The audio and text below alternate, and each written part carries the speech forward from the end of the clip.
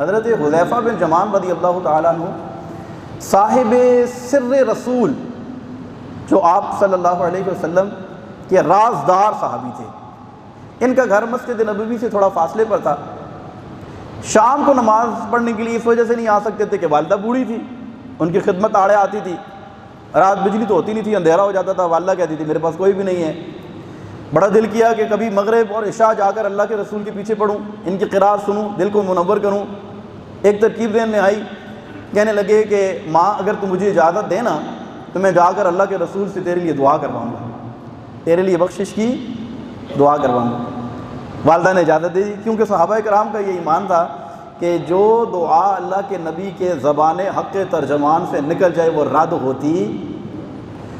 اجابت کا صحرا، عنایت کا جوڑا، دلہن بن کے نکلی دعائے محمد، کتنا پیارا نقشہ کھینچا ہے اس شعر کے اندر۔ اجابت کا صحرا، عنایت کا جوڑا، دلہن بن کے نکلی دعائے محمد۔ اور اجابت یعنی قبولیت، اجابت نے جھک کر گلے سے لگایا بڑی ناز سے جب دعائے محمد۔ تو دعائے محمد پانے کے لیے ماں نے کہا ٹھیک ہے جا کر نماز پڑھو۔ آئے، مغرب کی نماز پڑھی، نماز کے بعد بیٹھ گئے۔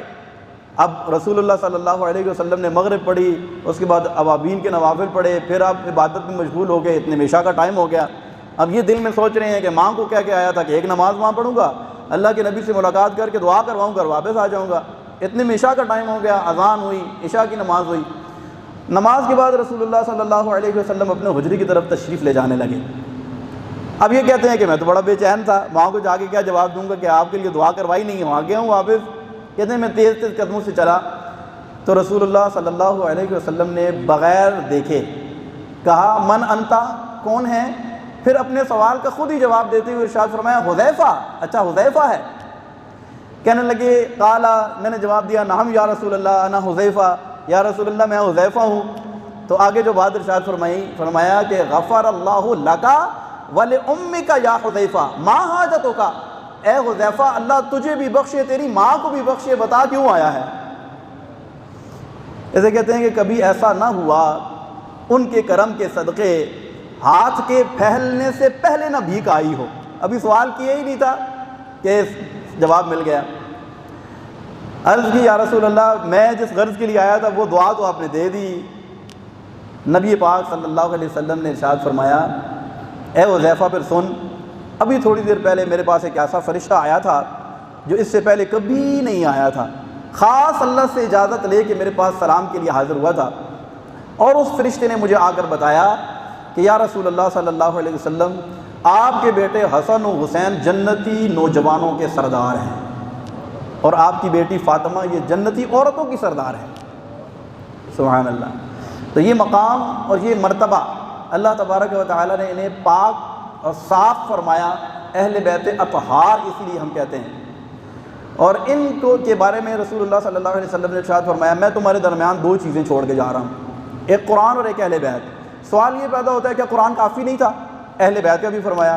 تو قرآن ایک تھیوری ہے اور اس کا پریکٹیکل کربلا کی تپتی ہوئی سرزمین پر حسین کا کردار ہے۔ تو قرآن علم ہے اور حسین کا کردار اس میں کیا ہے؟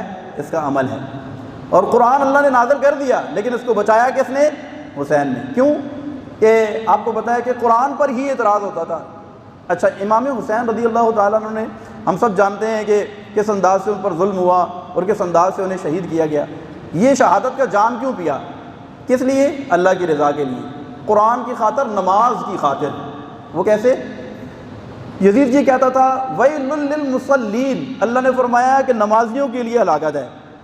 حالانکہ یہ مقصد یہاں پر یہ نہیں ہے، اس کا مطلب یہ ہے کہ ان نمازیوں کے لیے ہلاکت ہے جو اپنی نمازوں سے بھولے بیٹھے ہیں، لیکن وہ مذاق کے طور پر یوں کہتا تھا۔ تو حسین نے فرمایا کہ نمازیوں کے لیے نہیں ہلاکت ہے، شرابیوں کے لیے ہلاکت ہے، اور آپ نے سر سجدے میں کٹوا کر اس بات کا اعلان کیا، قیامت تک کے آنے والے مسلمانوں کو فرمایا کہ سر کٹ جائے لیکن سر اللہ کے سوا کسی کے سامنے جھکے نہ۔ حضرت سیدنا امام حسین رضی اللہ تعالی